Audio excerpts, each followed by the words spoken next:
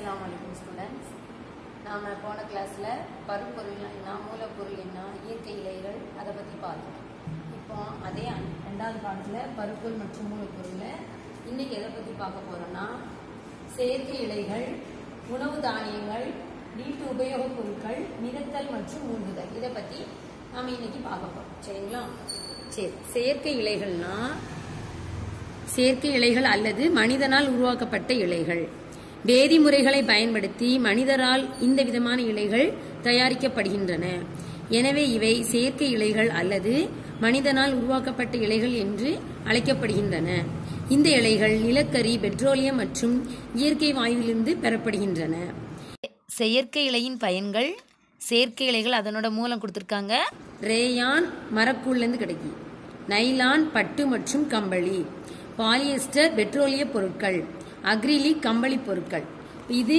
இதனோட பயன்களை பத்தி நம்ம இப்ப பார்க்க போறோம்.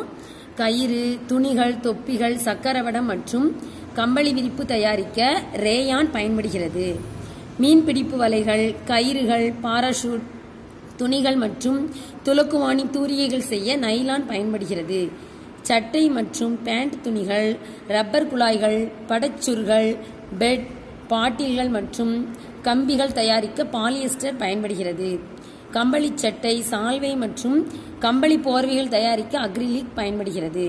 உங்களுக்கு தெரியுமா, உலகிலேயே மிக விலை உயர்ந்த இலைகள் விக்யூனா எனப்படும் சிறிய காட்டு விலங்குகளிடமிருந்து பெறப்படுகிறது.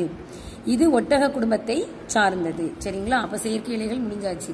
மனிதனால் உருவாக்கப்பட்ட இலைகள் பத்தி நம்ம இப்ப பார்த்துட்டோம். அது எது எது நம்ம தயாரிக்கிறாங்க அதை பத்தி நம்ம தெரிஞ்சுக்கிட்டோம்.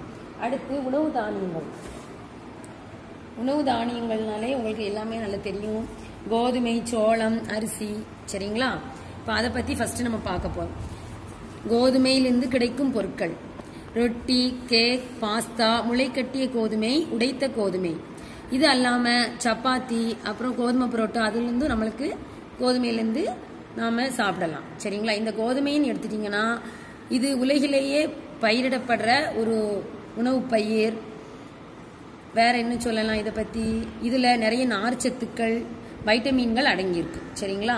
அடுத்து சோளத்திலிருந்து கிடைக்கும் பொருட்கள்: இனிப்பு சோளம், தட்டையான சிப்ஸ்கள், சோள எண்ணெய். இது மட்டும் அல்லாம இந்த சோளம் அப்படின்னாலே மக்காச்சோளம் சொல்லிக்கிடலாம். அதுல இருந்து நம்மளுக்கு சோள எண்ணெய் நம்மளுக்கு கிடைக்குது. இது கண் பார்வைக்கு ரொம்ப நல்லது இந்த சோளம். சரிங்களா? அப்புறம் இந்த சோளத்துல இருந்து சோளச்சாறு எடுத்து அதுல இருந்து நிறைய ஸ்வீட்ஸ் எல்லாம் பண்றாங்க. அப்புறம் அரிசியிலிருந்து கிடைக்கும் பொருட்கள்: இட்லி, இடியாப்பம், அவல். இந்த அரிசின்னு பாத்துட்டீங்கன்னா பழுப்பு அரிசி இருக்கு, வெள்ளை அரிசி இருக்கு. 90% நம்ம ஆசிய கண்டத்துல தான் இந்த அரிசியானது பயிரிடப்படுது. அரிசியில நிறைய தாது உப்புக்கள், நார்ச்சத்துக்கள், வைட்டமின்கள்லாம் இருக்கு. சரிங்களா? அடுத்து சிறுதானியங்கள்: சோளம், குதிரைவாலி, கேழ்வரகு, சாமை, கம்பு, திணை, வரகு. இது நம்ம மனிதர்களுக்கு மட்டும் அல்லாம விலங்குகளுக்கும் தீவனமா இதை பயன்படுத்துறாங்க. சரிங்களா? இது எல்லாமே சிறுதானியங்கள். இது நம்மளுக்கு உடல் எடை குறைக்கவும் இதை நாம என்ன செய்யலாம், கூழாவும் செஞ்சு சாப்பிடலாம். இதை வறுத்து திரிச்சு இது நம்ம சப்பாத்தி, கோதுமை மாவோட பிணைஞ்சு நாம சப்பாத்தியாவோ, ரொட்டியாவோ, தோசையாவோ சுட்டு சாப்பிட்டுக்கிடலாம். சரிங்களா ஸ்டூடெண்ட்ஸ்? அடுத்து வீட்டு உபயோகப் பொருட்கள். இவை நம் வீட்டு பயன்பாட்டிற்காக எப்பொழுதும் பயன்படுத்தப்படும் பொருட்கள். இந்த பொருட்கள் நமது வீடுகளில் எப்போதும் உள்ளன. இவற்றை வீட்டு உபயோகப் பொருட்கள் என்றும் அழைக்கலாம். அறைகலன்கள், சமையலறை சாதனங்கள், துணிகள், துண்டுகள், படுக்கைகள், காலணிகள் மற்றும் மின்சார சாதனங்கள் போன்றவை வீட்டு உபயோகப் பொருட்களாகும். பழங்காலத்தில் பயன்படுத்தப்பட்ட வீட்டு உபயோகப் பொருட்கள். இது ஆரம்ப காலங்களில் பயன்படுத்தினாங்க. இந்த மாதிரி வானொலி பெட்டி, கடிகாரம், அடுப்பு. சரிங்களா? இப்ப நவீன காலங்களில் பயன்படுத்தப்படும் பொருட்கள்: மைக்ரோ ஓவன், குளிர்சாதன பெட்டி, ஃப்ரிட்ஜு, உணவை பதப்படுத்துறதுக்கு. அப்புறம் வாஷிங் மிஷின். முந்திலாம் எல்லாரும் கையால துணி துவைச்சாங்க. இப்போ நம்ம வாஷிங் மிஷின் யூஸ் பண்றோம். அப்புறம் இதுதான் மின்சார அடுப்பு. இதுல நம்ம பாத்திரத்தை வச்சு லோகைன்னு இருக்கும், அதை யூஸ் பண்ணி அதை வச்சு எல்லாம் நம்ம என்ன செய்யறோம், உணவை சமைச்சு நம்ம சாப்பிட்றோம். கேஸ் அடுப்பு இப்போ யூஸ் பண்றோம். சரிங்களா?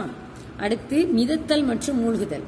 சில பொருட்கள் நீரில் மிதப்பதையும் சில பொருட்கள் நீரில் மூழ்குவதையும் நீங்கள் பார்த்திருப்பீர்கள். ஒரு பொருள் மூழ்குவதும் மிதப்பதும் அப்பொருளின் அடர்த்தியால் தீர்மானிக்கப்படுகிறது. ஒரு பொருள் நீரில் மூழ்கும் போது நீரானது மேல் விசையால் வெளியேற்றப்படுகிறது. இதற்கு மேல் நோக்கு விசை என்று பெயர். நீரில் காலியான புட்டியும் நாணயத்தையும் போடும்போது என்ன நிகழ்கிறது? நாணயத்தின் அடர்த்தி மேல்நோக்கு விசையை விட அதிகம் என்பதால் நாணயமானது நீரில் மூழ்குகிறது. ஆனால் காலியான புட்டியின் அடர்த்தி மேல்நோக்கு விசையை விட குறைவு என்பதால் அது நீரில் மிதக்கிறது. அப்போ நீரை விட அடர்த்தி அதிகமான உள்ள பொருள் நீர்ல மூழ்கும், அடர்த்தி குறைவான உள்ள பொருள் நீர்ல மிதக்கும். சரிங்களா? இங்க ஒரு செயல்பாடு இருக்கு. பொருள் மிதக்கும் மூழ்கும். ஆப்பிள், கத்தரிக்கோல், முள்கரண்டி, பளிங்கு கற்கள், பிளாஸ்டிக் பந்து. ஒரு பக்கெட் நிறைய நீங்க தண்ணி எடுத்துக்கிடுங்க. இந்த பொருட்களை கலெக்ட் பண்ணி அதுல போட்டு எது மூழ்குது எது மிதக்குதுன்னு பார்த்து இந்த இதுல நீங்க உங்க நோட்ல இதுல எழுதிக்கிடுங்க. சரிங்களா? அடுத்து, உங்களுக்கு தெரியுமா, மீன் தன் உடலின் மீது செயல்படும் மேல்நோக்கு விசையை கட்டுக்குள் வைத்துக் கொள்கிறது. எனவே நீரின் மேற்பரப்பில் எளிதாக மிதக்கவும் மேலே மற்றும் கீழே செல்லவும் அதனால் முடிகிறது. மீன் மட்டும் நீர்ல எப்படி அது மூழ்காமல மிதக்காமல் இருக்குன்னா அந்த மேல்நோக்கு விசை அது கட்டுக்குள் வச்சிருக்கு. சரிங்களா? செவில்களால் அது சுவாசிக்குது, துடுப்புகளால் அது திசையை திருப்ப பயன்படுறதுனால மீன் அதனால அந்த தண்ணியில எளிதா நீந்தவும் மிதக்கவும் அது முடியுது. சரிங்களா ஸ்டூடெண்ட்ஸ்? அப்ப இன்னைக்குள்ள உங்களுக்கு ஹோம்ஒர்க் என்னன்னா, பக்கம் 114 இருக்க செயல்பாடு 2 இருக்கு. கீழ்கண்டவற்றுள் இயற்கை மற்றும் செயற்கை இழைகளை வகைப்படுத்துக. பாலியஸ்டர், சணல், பட்டு, நைலான், பருத்தி, கம்பளி, அக்ரிலிக், ரேயான். செயற்கை இலைகள், இயற்கை இலைகள். உங்க நோட்ல இந்த எழுதி இதை தலை போட்டு இந்த பாக்ஸ் போட்டு எது இயற்கை இலைகள் எது செயற்கை இலைகள்னு சொல்லி எழுதிக்கிடுங்க. அப்புறம் இந்த செயல்பாடை தலை போட்டு ஒரு வாளியில் நீரை எடுத்துக்கொண்டு கீழ்கண்ட பொருட்களை அதில் போடவும். ஆப்பிள், கத்தரிக்கோல், முள்கரண்டி, பளிங்கு கற்கள், பிளாஸ்டிக் பந்து. நீ காண்பவற்றை கொண்டு அட்டவணை நிரப்புக.